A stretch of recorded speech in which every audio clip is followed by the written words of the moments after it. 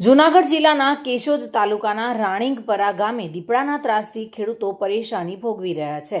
રાણીંગપરા ગામમાં તુવેરની દાળનું વાવેતર વધુ હોવાથી ખેતરે પાણી વારંવાર પાવવા માટે જવાના કારણે ખેડૂતો દીપડાનો ભય અનુભવી રહ્યા છે.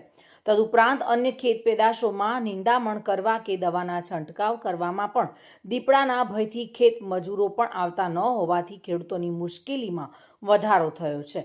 કેશોદ નગરપાલિકા દ્વારા મૃત પશુઓ અને કચરો રાણીંગપરા ગામે ઠાલવતા હોય છે, જેના કારણે પણ દીપડાના આંટાફેરા વધ્યા હોવાનું ગ્રામજનો જણાવી રહ્યા છે. અનેક ખેતરોમાં દીપડાના પગલાના નિશાન જોવા મળી રહ્યા છે. આ બાબતે વન વિભાગને જાણ કરવામાં આવતા વન વિભાગ દ્વારા દીપડાને પકડવા પાંજરું મૂકવામાં આવ્યું છે, પરંતુ દીપડા હજુ પણ પાંજરે પુરાયેલા નથી. ત્યારે ખેડૂતોમાં ભયનો માહોલ જોવા મળી રહ્યો છે. ખેડૂતોના ભયના માહોલના દૂર થશે કે દીપડા કાયમ આ વિસ્તારમાં જ રહેણાંક બનાવશે એ તો આવનારો સમય જ બતાવશે, પરંતુ દીપડા બાબતે હાલ રાણીંગપરાના ખેડૂતોમાં ભયનો માહોલ જોવા મળી રહ્યો છે.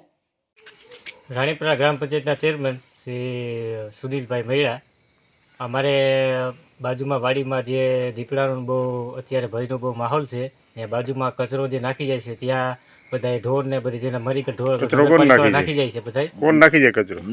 નગરપાલિકા વાળા બધા, એટલે બધું નાખી જાય. એના હિસાબે દીપડાનું બધું ટૂંકમાં બહુ આવે છે, અને આજુબાજુના વાડી વિસ્તારના બધાને ભયનો માહોલ છે બહુ. અને અહીંયા કોઈ મજૂરી આવવા તૈયાર નથી અત્યારે.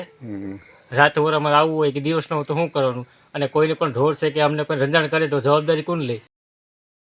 મધુર આવલિયા સાથે bureau report, today Gujarati news.